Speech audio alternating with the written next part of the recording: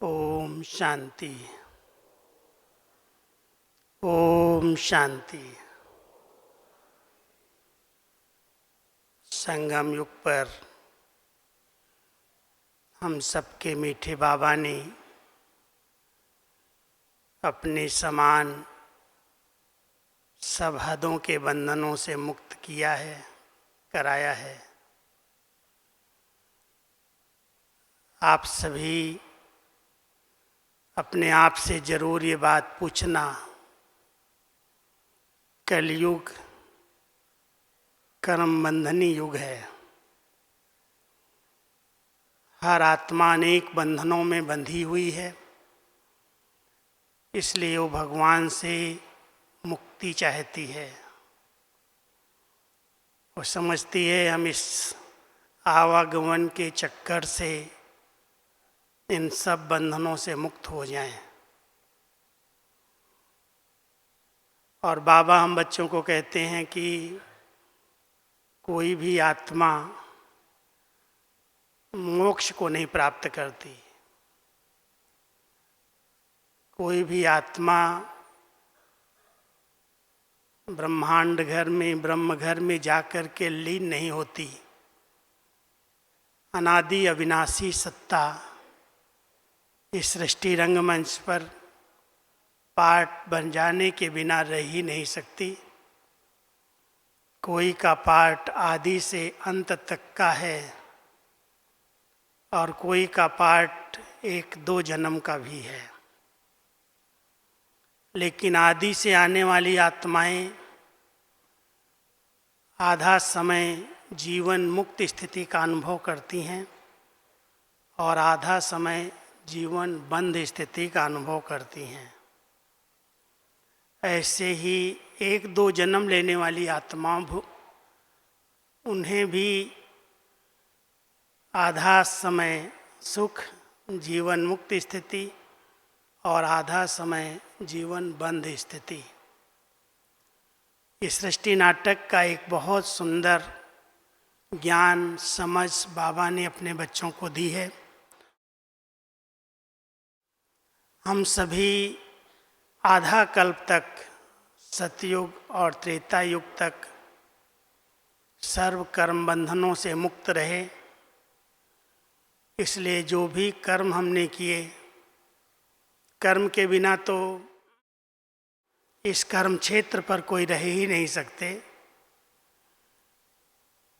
लेकिन वहाँ के कर्म अकर्म होते गए, क्योंकि वो संगम युग के पुरुषार्थ की प्रारब्ध थी। लेकिन जब द्वापर युग शुरू हुआ और आत्मा अपने स्वरूप स्वधर्म को भूलती गई, देह अभिमान में आई, तो अनेक बंधनों में वो बंधती गई, विकर्मों में, पाप कर्मों में बंधती गई। इसलिए वर्तमान समय कलयुग के अंत तक कोई भी आत्मा ऐसा नहीं कह सकती है कि मैं स्वतंत्र हूँ। कहीं न कहीं, किसी न किसी रूप में वो बंधी हुई है। केवल संगम युग पर जब बाबा आते हैं तो अपने बच्चों को बंधनों का भी ज्ञान देते हैं। किन किन प्रकार के बंधनों में तुम बंधे और कैसे इन बंधनों से छुटकारा मिल सकता है, उसकी क्या क्या विधियां हैं, वो सब बाबा अपने बच्चों को इस समय सिखाते हैं, बताते हैं। और जब हम इसी जीवन में, ब्राह्मण जीवन में रहते हुए जीवन मुक्त स्थिति का अनुभव करते हैं। हम जीवन से मुक्त होना नहीं चाहते, लेकिन जीवन में रह करके मुक्त स्थिति का अनुभव करते हैं। तब सतयुग और त्रेता में जीवन मुक्त पद गाया हुआ है। वहाँ पर जीवन मुक्ति का अनुभव नहीं कर सकते, क्योंकि इसके लिए हमें कॉन्ट्रास्ट की ज़रूरत है। ये बंधन है, ये बंधन मुक्त स्थिति है। तो आप सभी अपने आप से पूछना कि आत्मा इस शरीर में आई, सबसे पहले उसको इस शरीर का बंधन अपने बंधन में बांधता है, कर्म इंद्रियों का बंधन। और कर्म इंद्रियों द्वारा जो कर्म करती है, उस कर्म में अगर आसक्त हो जाती है तो कर्म भी बंधन बन जाता है। बंधन हमेशा दुख देता है, परेशान करता है। इसलिए सबसे पहला इन कर्मेंद्रियों का बंधन, शरीर का बंधन, दूसरा कर्म किया तो कर्मों का बंधन, संबंधों में आए तो संबंधों का बंधन, साधनों का प्रयोग किया तो साधनों का बंधन, धन की आवश्यकता पड़ी तो धन का बंधन, और कर्म किए, कर्म के परिणाम स्वरूप जो स्वभाव बने, संस्कार बने, उन संस्कार और स्वभावों का बंधन, और साथ साथ फिर जो इसके हिसाब किताब बने, उस हिसाब किताब का बंधन। हर एक आत्मा इस समय जो एक मेहनत का अनुभव करती है, सहज मार्ग होते हुए भी उसे लगता है कि ये बहुत मेहनत का मार्ग है, योग नहीं लगता। जो संगम युग के अतीन्द्रिय सुख का अनुभव होना चाहिए, उस सुख का अनुभव नहीं होता। इतनी श्रेष्ठ जीवन प्राप्त होते हुए भी उस जीवन का आनंद नहीं ले पाते। उन सब का कारण बहुत सूक्ष्म बंधन है। कई बार हम मोटे मोटे बंधनों को तो सहज काट लेते हैं और हम समझते हैं हम स्वतंत्र हैं, बंधन मुक्त हैं। लेकिन बड़े सूक्ष्म बंधन, जिन बंधनों में आत्मा बहुत जकड़ी हुई है, महीन धागों में, इसलिए जब बाबा की याद में बैठते हैं तो एकाग्रता नहीं होती। बाबा कहते 1 सेकंड में तुम इस शरीर से न्यारे हो जाओ, शरीरी स्थिति का अनुभव करो, इस साकार वतन से अव्यक्त वतन में आ जाओ, अव्यक्त वतन से मूल वतन में आ जाओ।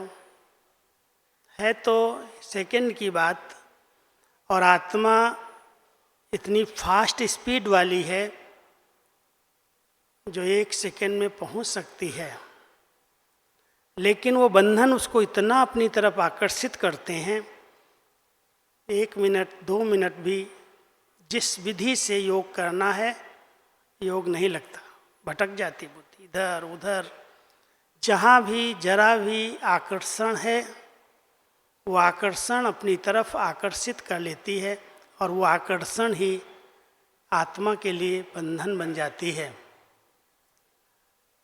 हम सब वर्तमान समय संबंधों का भी एक मनोविज्ञान बाबा हम बच्चों को बताते हैं, पढ़ाते हैं। संबंध बहुत वैरायटी हैं, लेकिन वो वैरायटी संबंध भी जो सुख के लिए थे, सतयुग त्रेता में आत्मा संबंधों में आई। माता पिता, शिक्षक, कई संबंध मिले हमें, लेकिन उन्होंने बंधन में नहीं बांधा। सुख के लिए संबंध थे, सहयोग और सम्मान के लिए संबंध थे, लेकिन द्वापर युग से जो संबंध हमने बनाए, उन सब संबंधों में कहीं न कहीं बंधन बनता गया और वो दुख का कारण बन गया। इसलिए एक हैं व्यवहारिक संबंध, जैसे मिसाल के तौर पर हम किसी दुकानदार से कोई सामान खरीदते हैं, लेते हैं, अच्छा दुकानदार, अच्छा उसका व्यवहार है, तो व्यवहार मालिक का, दुकानदार का और ग्राहक का एक संबंध बन जाता है, उसमें इतना बंधन नहीं होता। दूसरा है वैचारिक संबंध, जैसे किसी के बड़े अच्छे विचार होते हैं और उन विचारों के आधार से वो एक बहुत सुंदर बुक लिखता है, अच्छा चिंतन लिखता है। जैसे अनेक हमारे लेखक हुए हैं उनकी हम पुस्तकों को पढ़ते हैं तो एक पाठक और लेखक का संबंध एक वैचारिक संबंध कहलाता है, और एक भावनात्मक संबंध है जो आपस में जहाँ जन्म लेते हैं, पालना मिलती है, संबंध बनते हैं, वो भावनात्मक संबंध होते हैं, उसमें आंतरिक स्नेह होता है। लेकिन संगम युग पर बाबा ने हम सबको इन सब बंधनों के ऊपर आत्मीय संबंधों में बांधा है। हमारा संबंध आत्मिक हैं और हम सभी आपस में भले लौकिक संबंध हैं, छुड़वाया नहीं बाबा ने, लेकिन 3 शब्द दिए, तोड़ना, मोड़ना और जोड़ना। बड़े सरल शब्द बाबा के हैं। बुद्धि योग से पहले ये मेरे नहीं हैं, तोड़ दो। उनके साथ रहते हुए भी अपनी बुद्धि योग को वहाँ फंसाना नहीं, मोड़ लो और एक बाबा के साथ जोड़ करके रखो।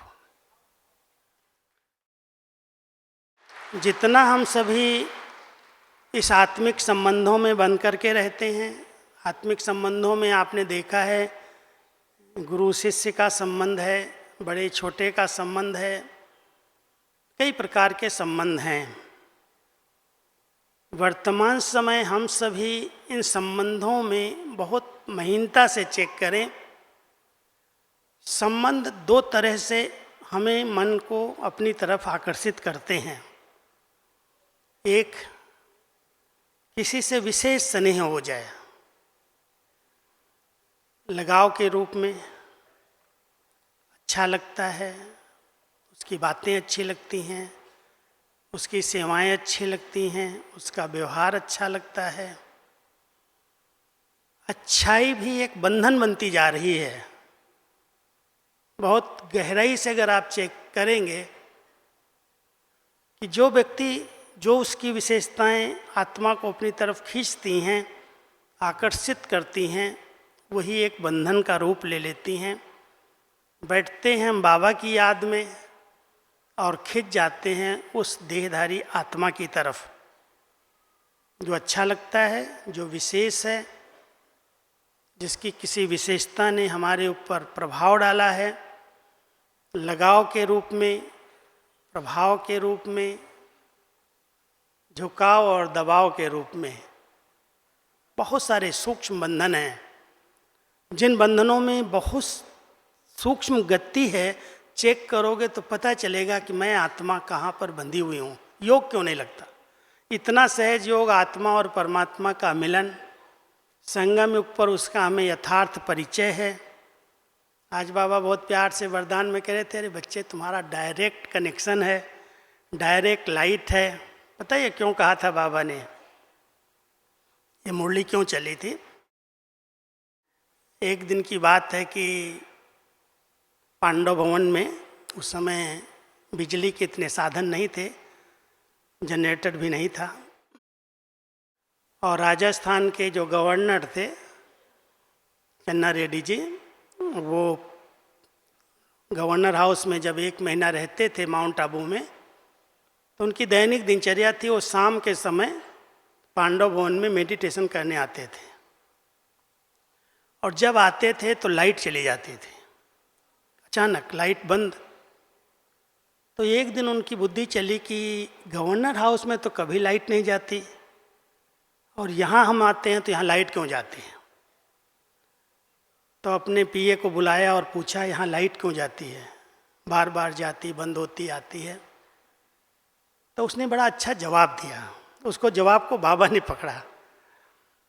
उसने कहा, गवर्नर साहब, वहाँ का जो कनेक्शन है वो डायरेक्ट है, और इनको तो थ्रू चैनल मिलता है, इसलिए यहाँ पर तो डायरेक्ट पावर हाउस से कनेक्शन नहीं होने के कारण लाइट आ जा सकती है। तो उसने अपने सरल भाषा में बोल दिया, ठीक है, इनको भी लाइट डायरेक्ट कनेक्शन दिलवा दो।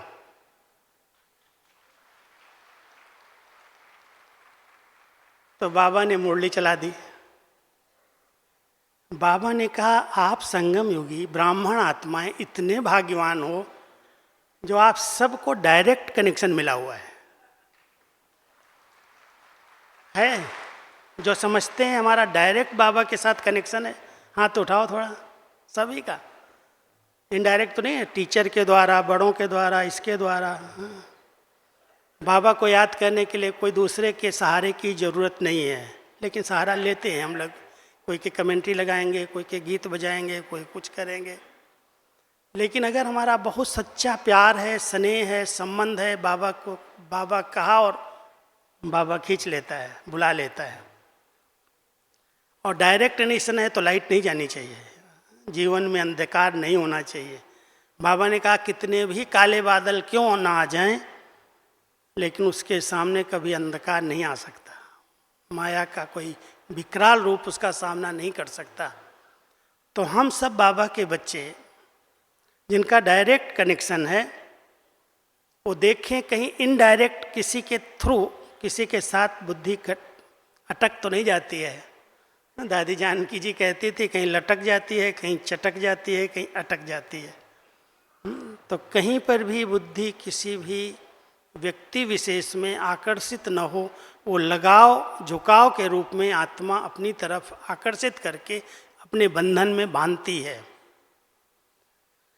और दूसरा, अगर किसी से टकराव हो गया, चलते चलते दुश्मनी हो गई, वैर विरोध हो गया, मन मुटाव हो गया, किसी की कोई बात को हमने व्यर्थ रूप में, नेगेटिव के रूप में ले लिया, उसके साथ नफरत होती है, उससे बात नहीं होती है, वो सामने आता है तो मुंह फेर लेते हैं, ओम शांति भी नहीं करते। और टकराव की स्थिति भी एक नया हिसाब किताब बनाती है, बंधन। इसलिए बहुत महीनता से चेक करना। एक बहुत अच्छा कहावत है, हिंदी में कहते हैं, न काहू से दोस्ती न काहू से वैर। अगर दोस्ती भी हो गई तो भी बंधन बन जाएगा, और वैर हो गया तो भी बंधन बन जाएगा। हम सब बंधनों को अपने चेक कर लें। जब तक संगम युग पर सच्ची स्वतंत्रता हमें नहीं मिली है, तब तक सहज योगी जीवन का अनुभव नहीं हो सकता। ताली बजाने की बात नहीं है, पूछने की बात है। अपने बहुत सूक्ष्म मन के संकल्पों के बंधनों को चेक कर लो, क्योंकि सबसे बड़ा बंधन तो मन का ही बंधन है। क्या करूं, मेरा शरीर ठीक नहीं होता, मेरे साथ ऐसा होता, मेरे साथ ऐसा होता। मन बंधन में बांधे हुए इंसान को, और कई तो इस कलयुग में नए नए बंधन और बना लेते हैं, क्रिएट कर लेते हैं। कोई को संतान नहीं हुई, बच्चे को अडॉप्ट कर लिया, उसका एक बंधन क्रिएट कर लिया नया। चलो बच्चे को अडॉप्ट नहीं किया, कुत्ते पाल लिए, उसका बंधन अडॉप्ट कर लिया। और हमारे किसान लोग गांव में जो रहते हैं, वो कहते हैं हमारे पास गाय है ना, भैंस है ना, वो दूध नहीं देती मेरे बिना, उसका बंधन बांध लिया। उनके बिना दूध ही नहीं निकलेगा गाय का, भैंस का। कितने प्रकार के बंधनों में आत्मा बंधी हुई है। और बाबा चाहता है मेरे बच्चे जीवन मुक्त बन जाएं। कितनी ऊंची पढ़ाई पढ़ा रहा है मुक्त बनाने की। तो आज सभी बाबा के इस मिलन में आए हो, कम से कम कोई न कोई बंधन जो आत्मा को बहुत खींचते हैं, बहुत आकर्षित करते हैं, उन बंधनों को कैंची लगाना, काटना। स्वतंत्र, बिल्कुल बेफिक्र बादशाह। ब्रह्मा बाबा के जीवन को देखो, ब्रह्मा बाबा के भी बहुत बंधन थे पहले। एक धक से निश्चय हुआ, बाबा मिल गया, बस पाना था सो पा लिया। सब बंधनों को कैंची लगा दी, कट, कोई बंधन नहीं। न संबंधों ने अपनी तरफ खींचा, देह के बंधन तो उन्होंने पहले से ही कट किए हुए थे। कर्मेंद्रियों के, मन के बंधन से मुक्त होने के लिए ब्रह्मा बाबा ने भक्ति काल में ही पुरुषार्थ शुरू कर दिया। 1932 शिव बाबा के अवतरण के 4 साल पहले ब्रह्मा बाबा के 12 गुरु थे, और गुरु के ध्यान में जब बैठते थे तो मन बहुत भटकता था, भागता था। तो बिजनेस बहुत था, संबंध बहुत विस्तार के थे, और जब बाबा ध्यान में बैठते तो मन इधर जाता उधर जाता। तो बाबा अपने आप को कभी चमाट मार लेते, कभी अपने को काटने लगते। फिर बाबा ने एक विधि निकाली, एक डायरी बनाई, और डायरी में अपना मन, बुद्धि, संस्कार, आँख, नाक, कान, मुख, हाथ, जो राजाओं की दरबार जैसी लगती है, सारे कर्मचारी, सारे मंत्री सब बैठते हैं। राजा बैठ के गद्दी पर उनसे पूछता है, तुम्हारे सूबे का क्या हाल चाल है? ठीक ठाक चलता है? सब कहना मानते हैं? सब कंट्रोल में हैं? तो जैसे राजाएं दरबार लगाते हैं, ऐसे बाबा ने 1932 में अपनी एक दरबार लगाई, और उस दरबार में अपने मन से बहुत अच्छी अच्छी बातें की। पहले, ये मन मेरे वजीर, तो मुझे गुरु का ध्यान क्यों नहीं करने देता है? तो क्यों भटकता है? तो उसको क्या चाहिए? तो मुझे भटकाता है, परेशान करता है।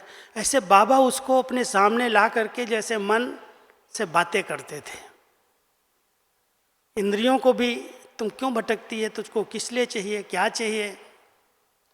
तो बाबा ने एक बहुत अच्छी डायरी बनाई 1932 में, लिखी बाबा ने खुद। ड्रामानुसार वो डायरी मेरे हाथ में लगी। तो मैंने लच्छू दादी को बुलाया। लच्छू दादी थी हमारी बाबा की सेक्रेटरी, साथ में जो रहती थी। मैं, दादी ये बाबा ने क्या लिखा? कि बाबा की सिंधी राइटिंग थोड़ा पढ़ने में डिफ़िकल्ट थी, और सब दादियों की मैं राइटिंग पढ़ता था, बाबा की पढ़ने में मेहनत थी। तो दादी को मैंने बोला, दादी आप इसको टाइप कराओ। बोलो, अब मैं टाइप करता हूँ। वो डायरी मैंने टाइप किया। इतनी सुंदर ढंग से बाबा ने बादशाह बन करके, आत्मा मालिक है, बादशाह है, और ये सारी कर्मेंद्रियाँ उसके कर्मचारी हैं, क्यों मुझे बंधन में बांधेंगी? मैं इसका अधिकारी हूँ, जैसा मैं कहूँ ऐसा इसको करना चाहिए। अपने ऊपर फुल कंट्रोल किया। कर्म इंद्रिय जीत बने, तब शिव बाबा उनमें प्रवेश हुए, ऐसे नहीं आ गए। हम सब बाबा के बच्चे कर्म इंद्रियों के कितने अधीन हैं, सब चेक कर सकते हो। कहीं न कहीं कोई देखने की चीज़ आकर्षित करती है, आंखें धोखा दे देती हैं। कोई खाने पीने की चीज़ आकर्षित करती है, जबान धोखा दे देती है। कभी बोलने का रस, बोलने का इतना इंटरेस्ट, जीभ वहाँ भी धोखा देती है। कहते हैं एक जो है जबान दो काम कर लेती है, स्वास्थ्य को भी बिगाड़ती है, संबंधों को भी बिगाड़ती है। अगर स्वास्थ्य को बनाना है तो जबान पर कंट्रोल करो, और संबंधों को बचाना है तो जबान पर कंट्रोल करो। समझ गए ना? ऐसे कोई शब्द मुख से क्यों बोलो जो संबंध बिगड़ जाएं, और ऐसी कोई चीज़ क्यों खाओ जो स्वास्थ्य बिगड़ जाए। इन सब कर्मेंद्रियों पर अगर आत्मा का शासन हो जाए, कंट्रोलिंग पावर जिसको बाबा कहता है, रूलिंग पावर, जिस दिन आत्मा अपना स्वराज्य का आसन ग्रहण करेगी, अभ्यास करते करते, मैं आत्मा मालिक हूँ, और सबसे पहले मैं मालिक हूँ मन का, बुद्धि का, संस्कारों का। ये जो मूल कर्मेंद्रियाँ, आँख, नाक, मुख, कान, हाथ, इन सब कर्मेंद्रियों की मैं मालिक हूँ, स्वराज्य अधिकारी हूँ, और जैसा मैं सोचूं, जैसा मैं चाहूँ, ऐसा ही ये कर्मेंद्रियाँ आर्डर प्रमाण कर्म करें। ये अभ्यास हमें इन कर्म इंद्रियों के बंधन से मुक्त बना सकता है। लेकिन एक और बहुत गहरा अभ्यास है। कभी कभी देहभान का जो आकर्षण है, इंद्रिय आकर्षण जो है, उससे छुटकारा पाने के लिए कभी भाई लोगों ने एक्सरसाइज में 100 आसन किया होगा। 100 आसन किया ना, 100 आसन कराते हैं। ऐसे जैसे बिल्कुल सांसों को रोक करके ऐसे शरीर को ढीला छोड़ देते।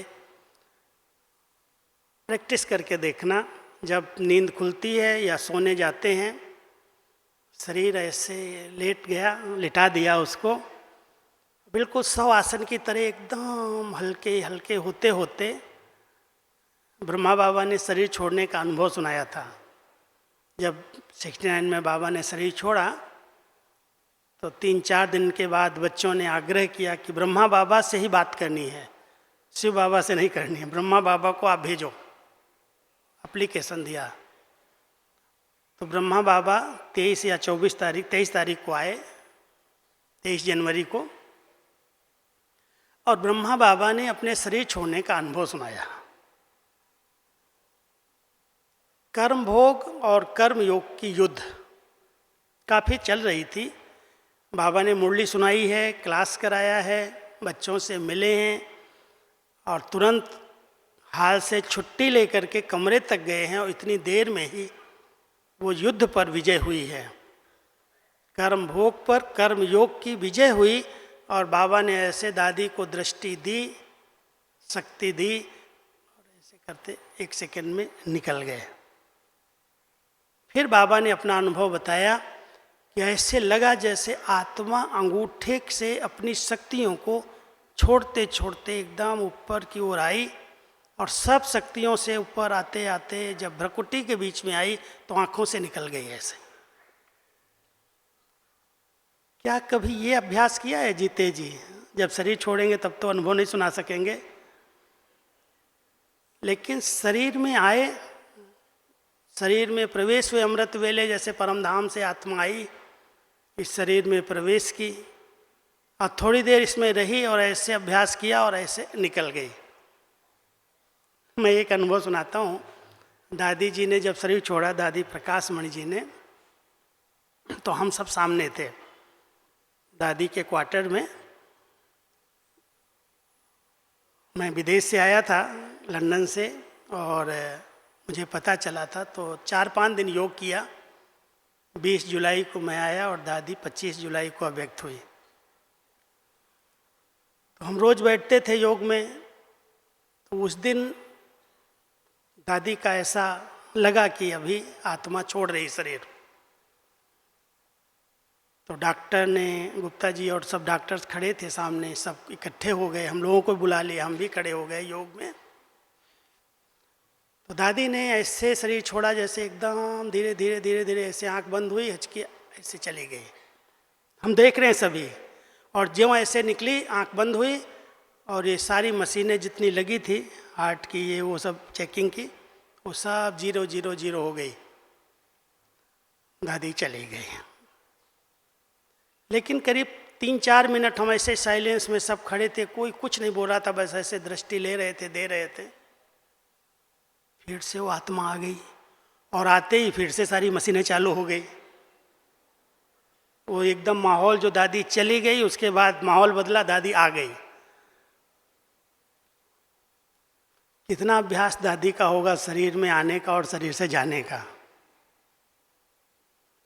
फिर बाबा ने इसका रहस्य सुनाया था, अव्यक्त बाबा ने, कि बच्ची की दिल थी, मैं अभी भी सेवा कर सकती हूँ, बाबा आप इतनी जल्दी मुझे क्यों बुलाते हो? तो बाबा ने कहा अच्छा बच्ची जा सकती हो, सेवा कर सकते हो तो जाओ, बाबा कब मना करता है। तो जब दोबारा आई, देखा ये शरीर तो कोई काम का ही नहीं रहा, तो फिर वापस चली गई। वर्तमान समय इस देह की आकर्षण से, देहभान के बंधन से छुटकारा पाने के लिए हम सबको इस शरीर में प्रवेश करना और शरीर से निकलना, शक्तियों को समेटना, इसकी बहुत ज़रूरत है। 1 सेकंड का शरीरी बनने का अभ्यास है।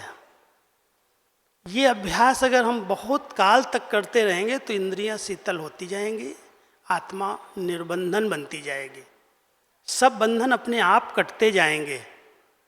और जब वो बंधन कट जाएंगे तो जीवन में रहते हुए उस आनंद का, उस मुक्त स्थिति का, उस सुख का बहुत सुंदर अनुभव हम कर सकेंगे।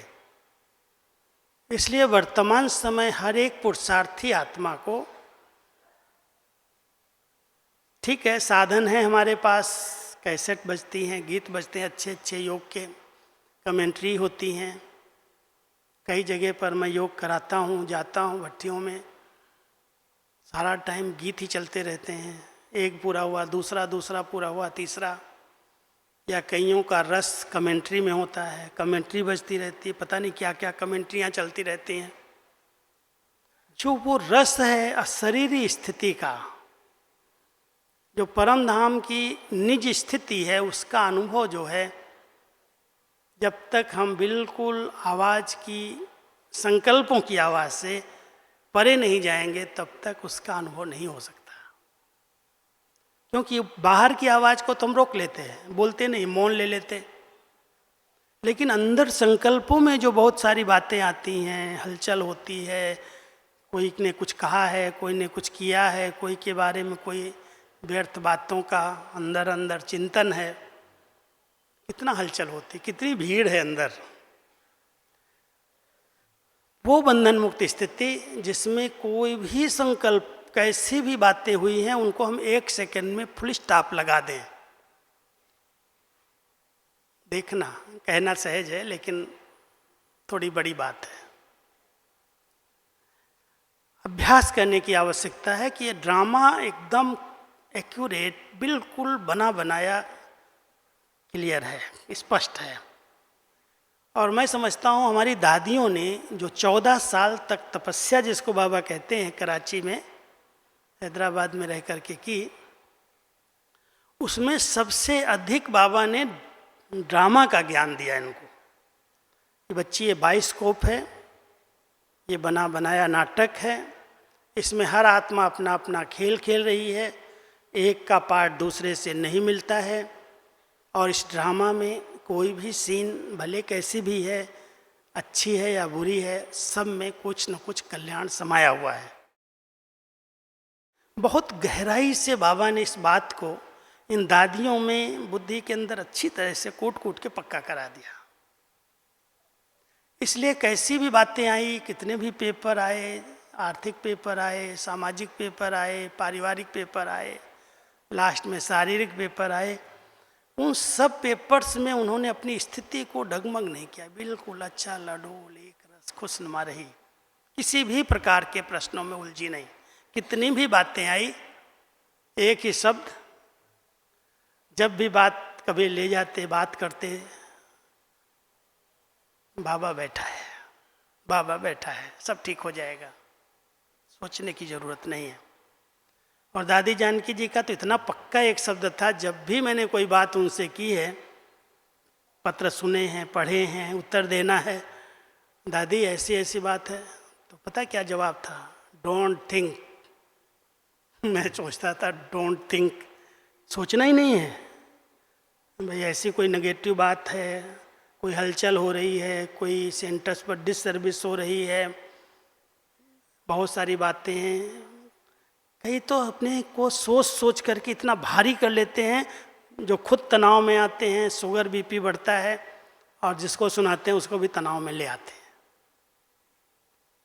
दादियों ने कभी भी सोचने की बीमारी को सामने नहीं आने दिया, सोचना ही नहीं, सब अच्छा होगा, बाबा बैठा है, सब ठीक करेगा, सब अच्छा हो जाएगा।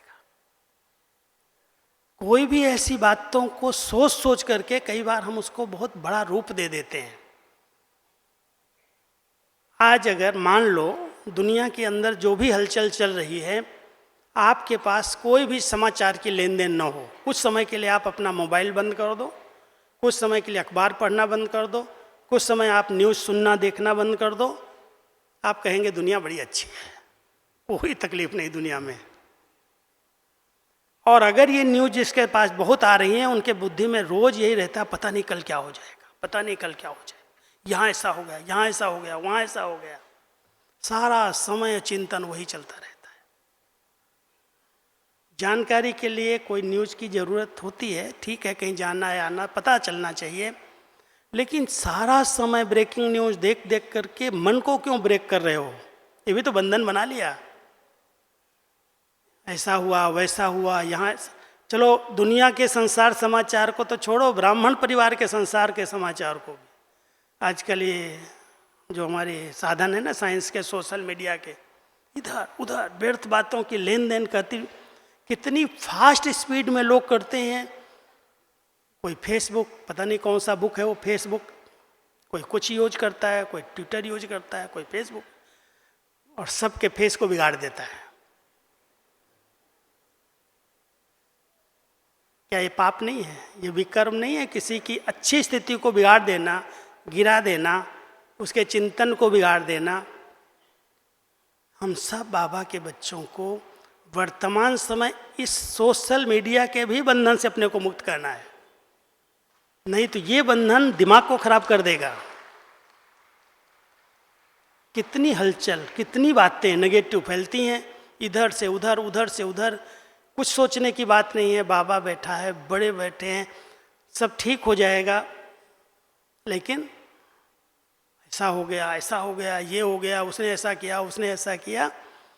तो कई प्रकार के हम सब विकर्मों के बंधन खुद क्रिएट करते हैं, खुद उसके निमित्त बन जाते हैं, और फिर बंधनों के बोझ में बंद करके हिलते डुलते ऐसे रहते, जैसे बाबा कहते हैं तो जैसे मुर्दा है, इसकी शक्ल देखो कैसी है, चेहरे पर रौनक नहीं है, रूहानियत नहीं है, वो प्रसन्नता नहीं है, वो मुस्कुराना नहीं है, सारा टाइम सोच सोच करके अपने दिमाग को भारी कर रहे हैं। एक सोचने से बात, छोटी सी बात बड़ा रूप ले लेती है, और अगर कहीं वर्णन कर दिया तो तिल ताड़ बन जाता, पहाड़ बन जाता, ये भी एक बंधन बन जाता है।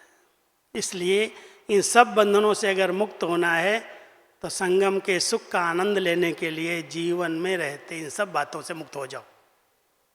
कैसे होंगे, क्या क्या करना पड़ेगा उसके लिए? सबसे पहली बात, कर्म बंधनों से मुक्त होने की सबसे अच्छी युक्ति करावनहार करा रहा है। उसने मुझ आत्मा को निमित्त रखा है, जो सेवा आएगी करेंगे, जो उसको कराना है कराएगा। ऐसा एक बाबा संगम पर एक टाइटल देते हैं, पपेट बन जाओ। कठपुतलियाँ, पपेट से होते हैं ना, कठपुतली डांस, डोरी उसके हाथ में है और हमें नचा रहा है वो। बाबा जैसा जो कराना चाहे कराए, हम उसके इतने राइट इंस्ट्रूमेंट बने जो भगवान हमें यूज करे, बस और कुछ नहीं चाहिए। और यूज करता है, कई बच्चों को अच्छा यूज कर रहा है इस समय।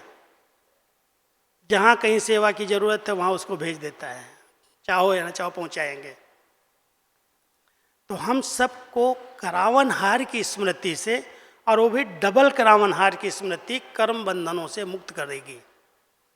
एक बाबा मेरा करावनहार मुझ आत्मा को निमित्त बना करके ये सेवा, ये कार्य करवा रहे हैं। मैं निमित्त हूँ, उसने मुझे सेवा दी है, मालिक वो है, उसने हमें इस सेवा के लायक बनाया, शुक्रिया बाबा आपका। दूसरा करावनहार मैं आत्मा, मालिक इन कर्म इंद्रियों से कर्म करा रही हूँ, कर्म किया, कर्म पूरा हुआ, न्यारे हो गए। फिर कर्म कोई बंधन में नहीं बांधेगा, फल क्या होगा, उसकी रिजल्ट क्या होगी, उसके परिणाम की क्या इच्छा, सब अच्छा ही होगा। बाबा ने कराया है, श्रीमत प्रमाण अगर हमने कर्म किया है तो कर्म कभी गलत नहीं हो सकता। और बाबा कहते हैं अगर मान लो गलत हो गया तो उसका जवाबदार मैं हो जाऊंगा। है इतना अधिकार, बाबा हमारे कर्मों का जवाबदार हो जाए। तो सभी बाबा के बच्चों को बंधन मुक्त स्थिति के लिए सबसे पहला डबल करावनहार की स्मृति। दूसरा, साधन और धन का बंधन जो है उससे बचने के लिए,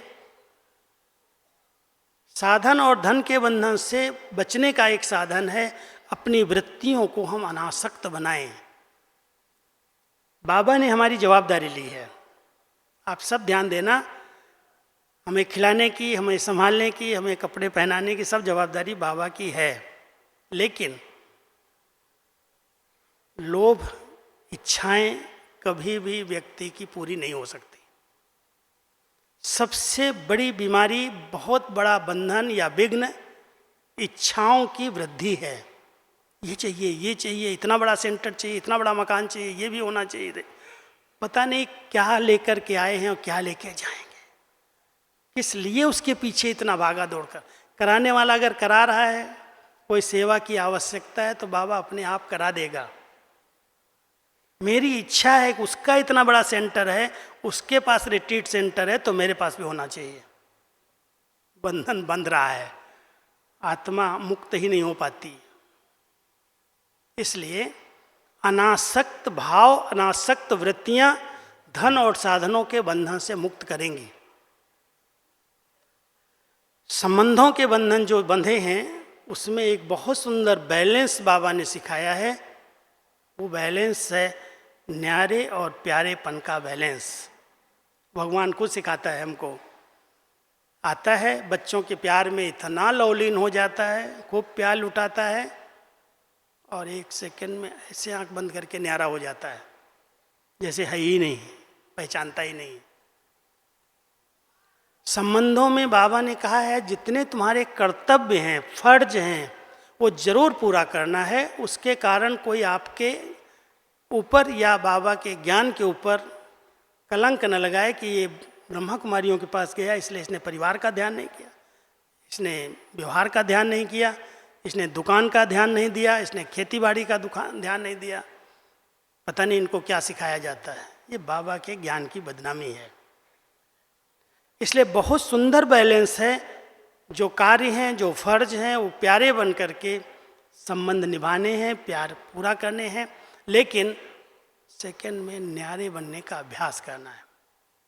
इसलिए न्यारे और प्यारेपन का जो बैलेंस है वो देह अभिमान जहाँ से उत्पन्न हो रहा है उससे न्यारे बने, और जहाँ आत्म अभिमानी स्थिति बन रही है वहाँ प्यारे बन जाएं। जितना हम न्यारे और प्यारेपन का बैलेंस रख करके चलेंगे उतना संबंधों के बंधन से मुक्त होते जाएंगे। चौथी बात है, बहुत सारी आत्माएं अपना अपना इस नाटक के अंदर वैरायटी खेल खेल रही हैं, पार्ट चल रहे हैं। अगर हम किसी स्नेही के किसी के पार्ट को देख करके सोचते हैं ऐसा इसके साथ क्यों हुआ, इसके साथ ऐसा नहीं होना चाहिए, इसको ऐसी बीमारी क्यों आ गई, इसके साथ ये क्या हो गया, अगर क्यों क्या कैसे के प्रश्न किसी को देख करके मेरे मन में उछल रहे हैं, आ रहे हैं, मुक्त स्थिति का अनुभव हम नहीं कर सकते। इसलिए एक अच्छा अभ्यास बाबा ने सिखाया है, साक्षी भाव, साक्षी दृष्टा। हर आत्मा के अपने कर्म हैं, अपने उसके हिसाब किताब हैं, मुझे उनमें क्या सहयोग देना है, शुभ भावनाएं रखो, जो आवश्यक सहयोग है वो दे दो, उसके दुख में खुद दुखी नहीं हो जाओ, उसकी परेशानी में खुद परेशान नहीं हो जाओ। हमें जो सहयोग देना है हम जरूर दें, लेकिन ऐसा हो गया, ऐसा हो गया। कई माताएं तो अपने बच्चों के, अपने पति के किसी भी कर्तव्य में, ये इतना पीता है, ये ऐसे करता है, ये कहना नहीं मानता है, ये पढ़ाई नहीं करता है, ये वो करता है, वो कितना दुखी होती रहती हैं। ज्ञान ध्यान एक तरफ रहता है, जब मिलती वही प्रश्न करते हैं। अगर सचमुच उस बंधन से मुक्त होना है तो फर्ज की रीति से अपने कर्तव्य निभाओ जरूर, लेकिन साक्षी दृष्टा बन करके हर आत्मा के पार्ट को देखने का अभ्यास करो। जो साक्षी दृष्टा है, साक्षी भाव है, वो उसके अंदर इन्वॉल्व नहीं होता है, वो बाहर से देखता है। कई बार हमें अपने भी पार्ट को बहुत साक्षी होकर के देखना पड़ता है, क्यों ये सब आ रहा है, क्यों ये सब हो रहा है। न्यारे होकर के देखो, बड़ा आनंद आएगा, मजा आएगा, वाह वाह अंदर से निकलेगी। और अगर क्यों हुआ, कैसे हुआ, ऐसे इसके साथ हो गया, मेरे साथ भी ऐसा ना हो जाए। कमज़ोर को देख करके कई कमज़ोर हो जाते हैं। कहीं दूसरे का ऑपरेशन, एक बाबा बड़ी रमणीक बात कहते हैं, कहीं कहीं ऑपरेशन होते हैं, अगर देख लिया किसी के ऑपरेशन को, बेहोश हो जाती।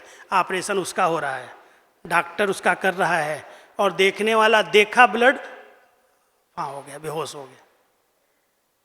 दुनिया का बहुत बड़ा ऑपरेशन होने वाला है।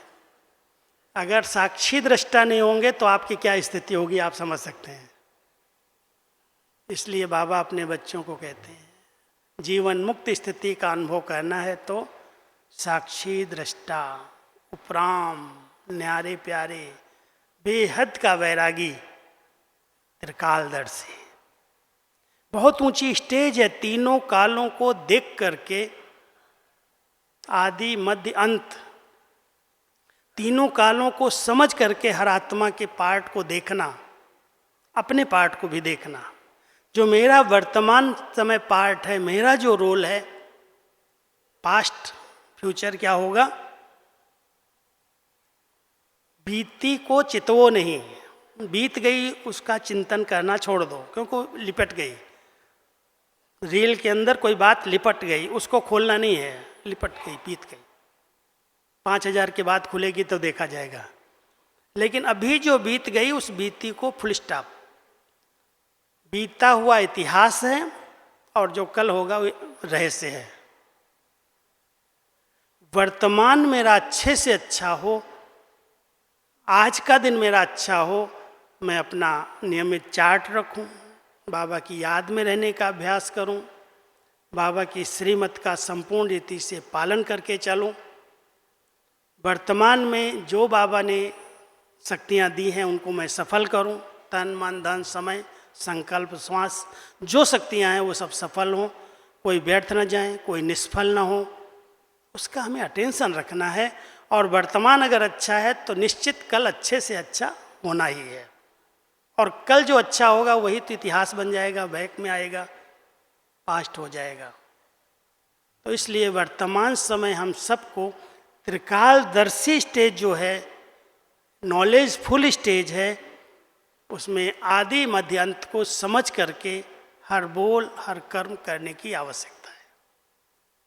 कभी भी आप किसी बंधन में बंधेंगे नहीं। इसलिए कहावत है, जो सोचो जो बोलो जो करो सोच समझ करके करो। पहले सोचो फिर बोलो फिर करो। एक बहुत अच्छा स्लोगन शायद आप लोगों ने पढ़ा होगा, ट्रक वाले लिखते हैं पीछे, सोचने के पहले भी सोच लो तुम्हारे साथ क्या जाएगा। बहुत गहरी बात है ये।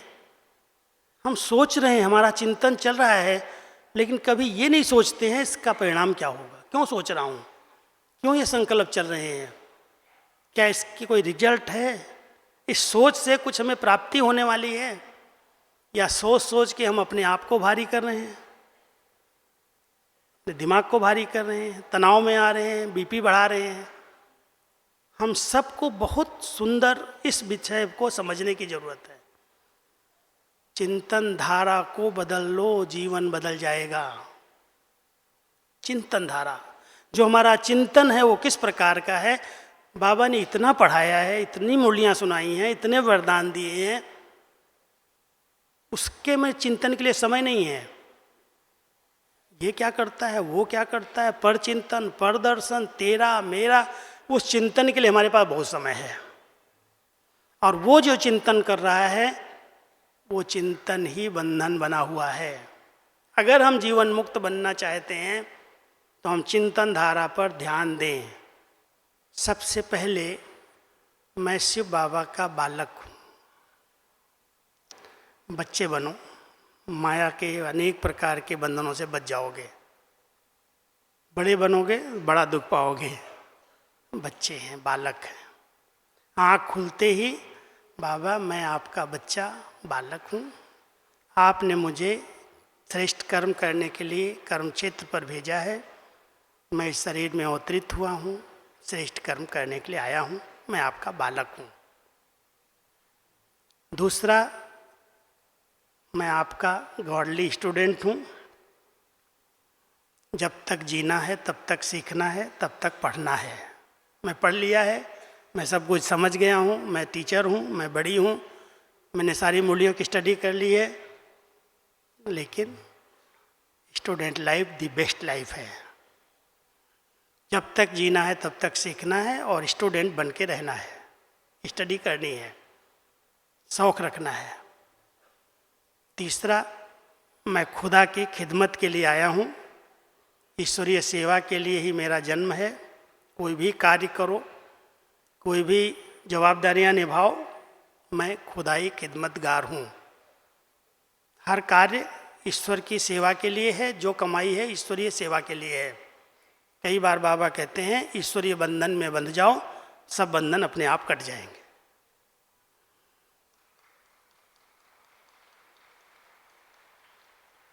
चौथा है, मैं एक रूहानी यात्री हूँ। यात्री पीछे मुड़ के नहीं देखता, और यात्री अपने साथ बहुत सारा सामान लोड लेके नहीं चलता। जिसकी यात्रा है, जिस तीर्थ पर जाना है, जिसके दर्शन करने, वही ध्यान पर रहता है। जैसे वैष्णो देवी पे जाते हैं, जय वैष्णो देवी, जय वैष्णो देवी, कितनी सीढ़ियाँ नीचे से ऊपर तक चढ़ के मंजिल पर पहुंच जाते, पीछे नहीं देखते और सामान ज़्यादा नहीं उठाते।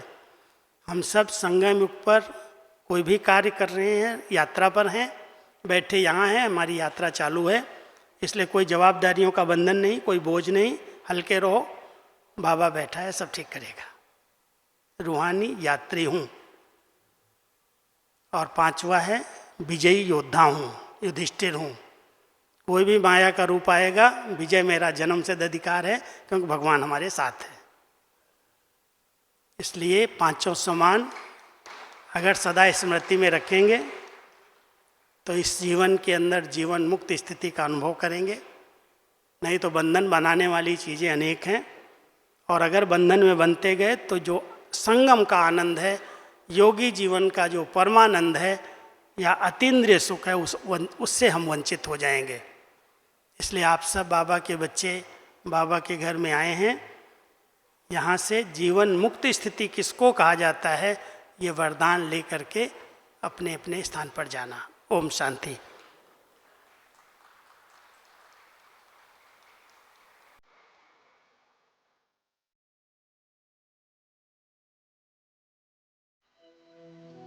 अपने तीसरे नेत्र से भ्रकुटी के मध्य चमकती हुई ज्योति को मणि के रूप में देखो। कितनी मूल्यवान मणि,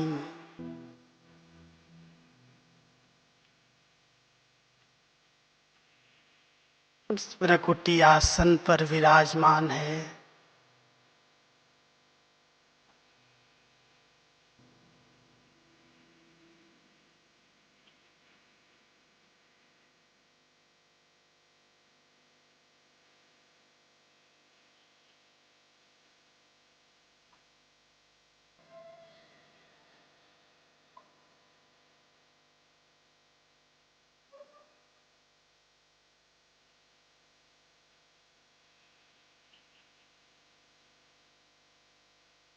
बुद्धि रूपी दिव्य नेत्र से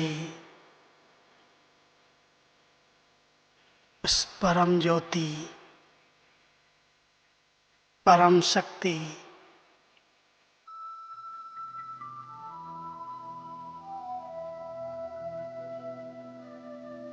परम प्रिय बाबा को देखो।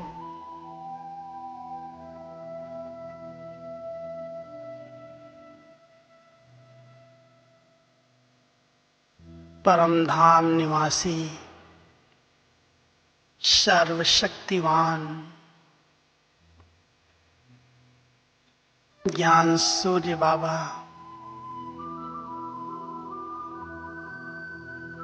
मुझात्मा का बाप है।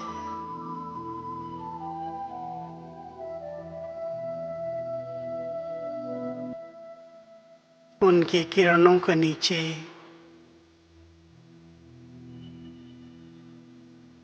विराजमान मैं एक चैतन्य शक्ति हूँ, एक लाइट हूँ, माइट हूँ।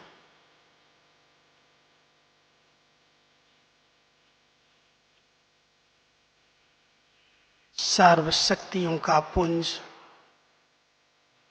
एक दिव्य सितारा हूँ।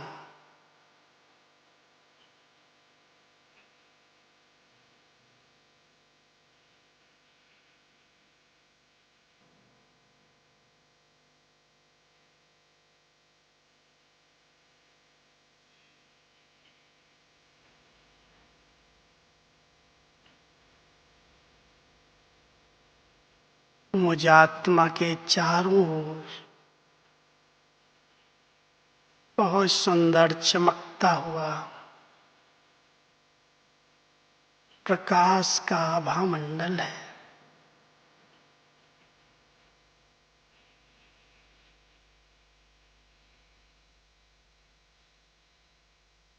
मैं आत्मा उस शरीर को धारण कर लाइट के वतन में, फरिश्तों की दुनिया में बाप दादा से मंगल मिलन मनाने के लिए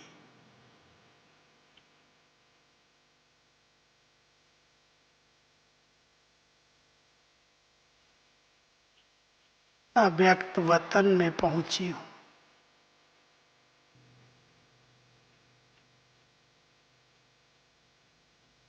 ये लाइट का वतन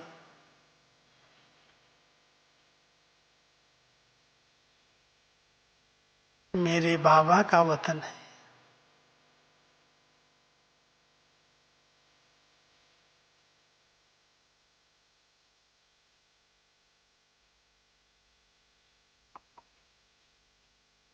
बाप दादा ने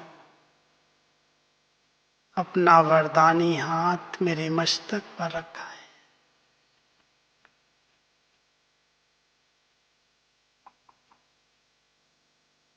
नजर से निहाल किया है।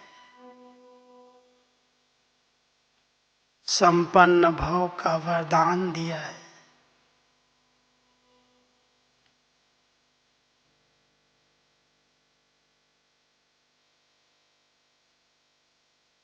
मैं डबल लाइट फरिश्ता हूं।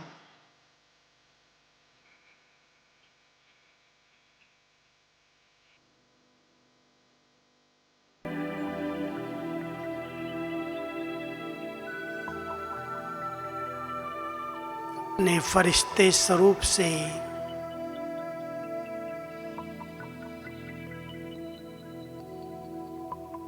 पूरे ग्लोब पर सूक्ष्म शक्तियों की सर्च लाइट डालो।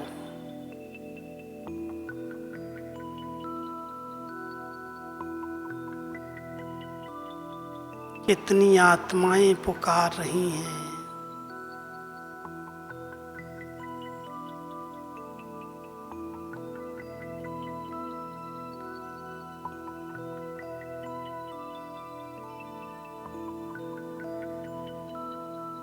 सबको सहारा मिले, सब बंधनों से मुक्त हो जाएं, दुखों से छूट जाएं। शुभ भावना की किरणें डालो।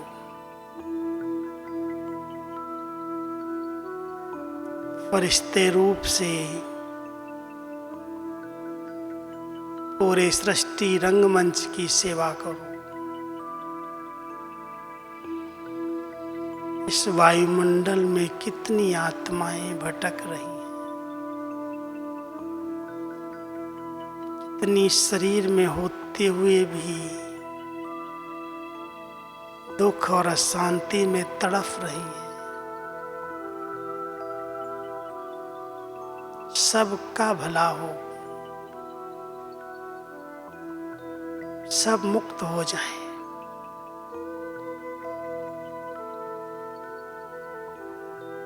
सबको वरदान दो।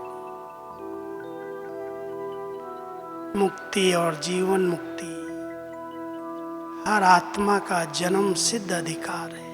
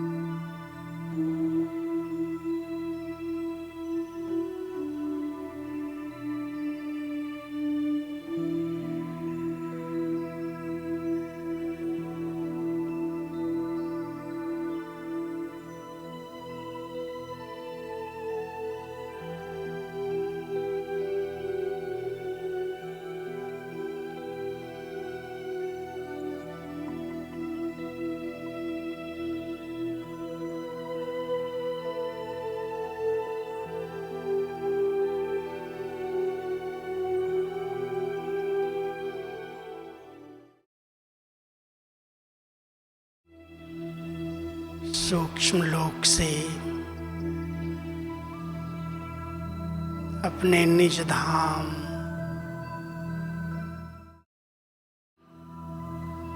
मूल वतन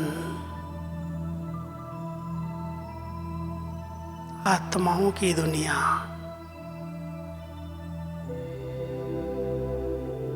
जहाँ असीम शांति है,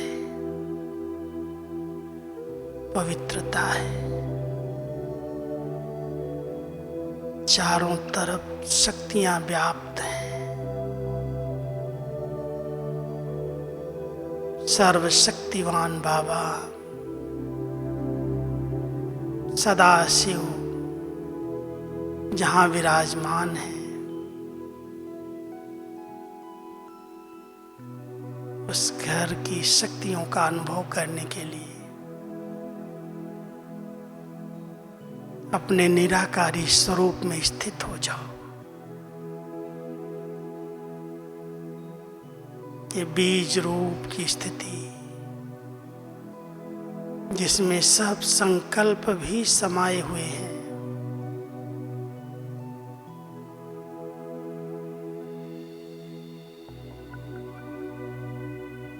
लव में ही लीन हो जाओ।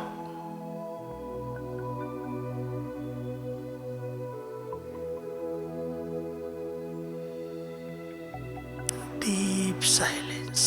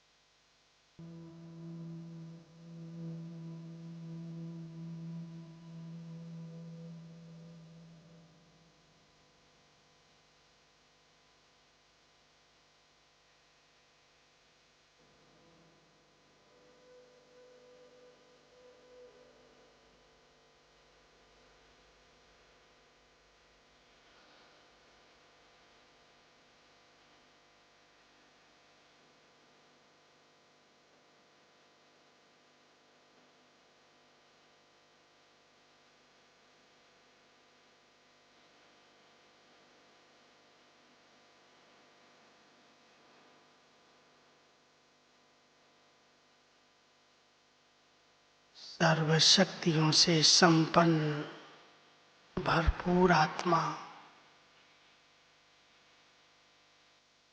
इस साकार सृष्टि में श्रेष्ठ कर्म करने के लिए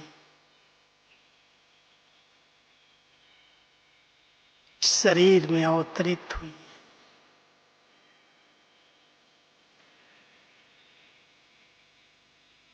महसूस करो, मैं एक चैतन्य शक्ति अपने इस रथ में विराजमान हूँ।